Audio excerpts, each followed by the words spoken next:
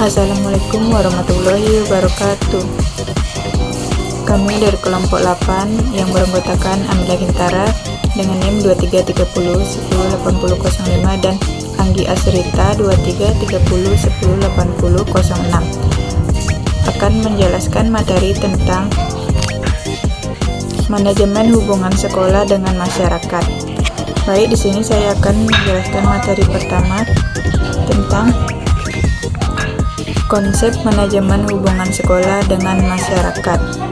Hubungan masyarakat dengan pihak sekolah harus dikelola secara baik dan efektif, melibatkan peran masyarakat secara optimal, mendukung peningkatan kualitas mutu pendidikan. Dalam mengelola hubungan masyarakat dengan sekolah tentunya dibutuhkan proses perencanaan, pelaksanaan, dan evaluasi pihak sekolah dalam merancang program-program secara internal maupun eksternal dalam aktivitas sekolah. Sekolah-sekolah pada umumnya lebih banyak satu menghubungkan diri dengan masyarakat, dalam arti sempit ialah masyarakat setempat, sebab fungsi sekolah yang pertama adalah melayani kebutuhan masyarakat setempat. Dua, hubungan dengan masyarakat berarti komunikasi sekolah dengan masyarakat ialah mengkomunikasikan masalah-masalah pendidikan baik yang bersumber dari sekolah maupun yang bersumber dari masyarakat.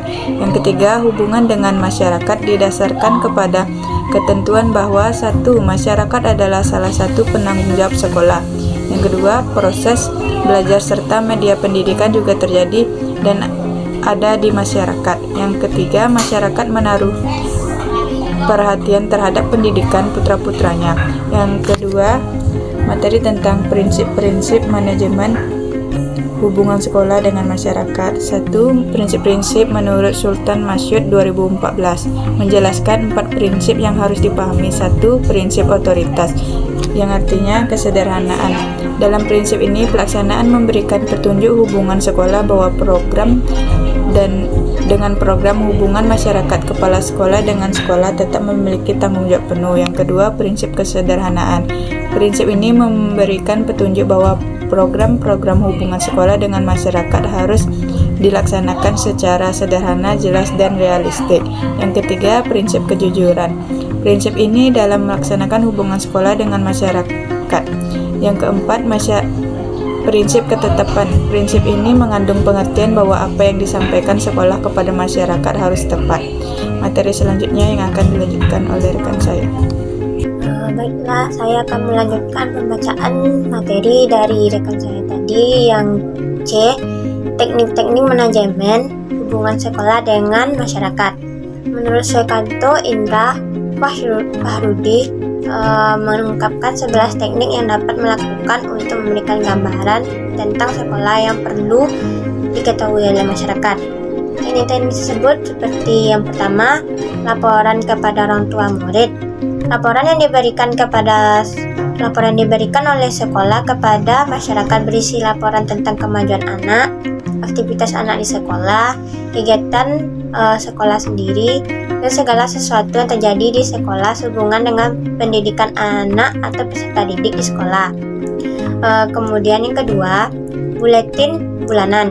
Buletin bulanan dapat diusahakan oleh guru, staf sekolah, dan para orang tua yang dapat diterbitkan 1 bulan sekali. Bahkan dapat juga dilibatkan untuk murid sambil memberikan latihan dan membentuk kader dari pihak murid. Isi buletin bulanan ini adalah tentang kegiatan sekolah, artikel-artikel guru dan murid, atau bisa juga artikel dari orang tua murid, pengumuman-pengumuman sekolah, berita-berita sekolah, dan berita-berita masyarakat yang perlu diketahui sekolah, dan lain sebagainya. Yang ketiga, penerbitan surat kabar. Apabila dimungkinkan, sekolah dapat menerbitkan surat kabar sekolah. Isinya menyangkut segala aspek yang menunjang kesuksesan program pendidikan. Artikel-artikel yang dimuat pun harus berkaitan dengan dunia pendidikan sesuai dengan bidang yang dipelajari anak didik. Yang keempat, pameran sekolah. Pameran sekolah merupakan metode yang sangat efektif untuk memberikan gambaran tentang keadaan sekolah dengan berbagai hasil aktivitas. Masyarakat dapat melihat secara langsung keadaan sekolah dengan mengunjungi peranan sekolah atau pameran tersebut. Tempat penyelenggaraan pameran dapat di dalam kelas atau di luar kelas, yaitu di halaman sekolah atau di auditorium sekolah. Yang kelima, open house. Open house merupakan suatu metode mempersilahkan masyarakat yang berminat untuk meninjau sekolah serta mengobservasi kegiatan dan hasil kerja murid dan guru yang diadakan pada waktu yang telah terjadwal. Pada saat itulah masyarakat melihat secara proses belajar mengajar yang secara langsung dari guru ke murid, dan masyarakat dapat memberikan penilaian atas pelaksanaan pendidikan di sekolah tersebut. Yang keenam, kunjungan sekolah atau school visitation. Kunjungan orang tua murid ke sekolah pada saat pelajaran berlangsung yang dimaksudkan agar orang tua murid berkesempatan melihat anak-anaknya pada waktu mengikuti pelajaran. Bagus kiranya apabila setelah orang tua murid mengadakan kunjungan ini, kemudian diadakan diskusi untuk memecahkan masalah yang timbul dalam kegiatan sekolah yang diamati oleh wali murid tersebut. Yang ketujuh, kunjungan ke rumah murid atau home visitation. Kunjungan ke rumah murid dilakukan untuk melihat latar belakang kehidupan murid di rumah. Penerapan metode ini akan mempererat hubungan antara pihak sekolah dengan orang tua murid. Di samping itu dapat menjalin silaturahmi antara guru dengan orang tua murid juga. Masalah-masalah yang dihadapi murid di sekolah dapat dibicarakan secara kekeluargaan dan persahabatan secara intim oleh guru dan orang tua murid. Yang kedelapan, melalui penjelasan oleh staf sekolah. Kepala sekolah hendaknya berusaha agar semua personal sekolah turut aktif mengambil bagian dalam mensukseskan program hubungan sekolah dengan masyarakat.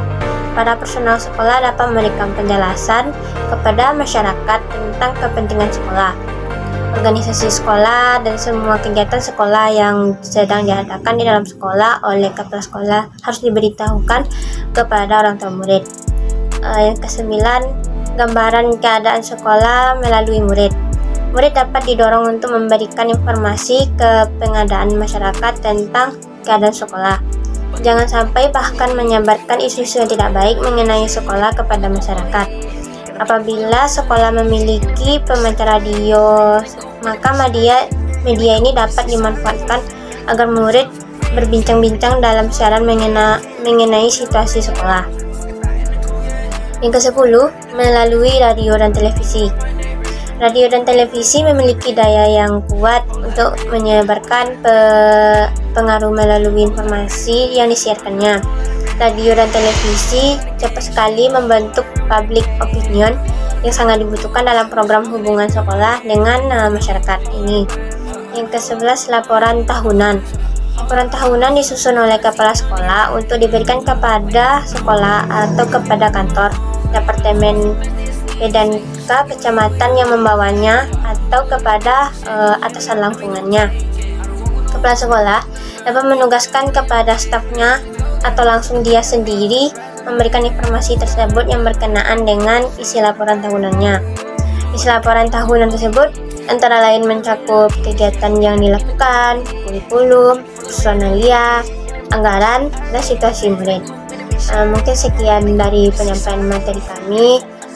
Jika ada salah dan janggalnya, kami mohon maaf. Assalamualaikum warahmatullahi wabarakatuh.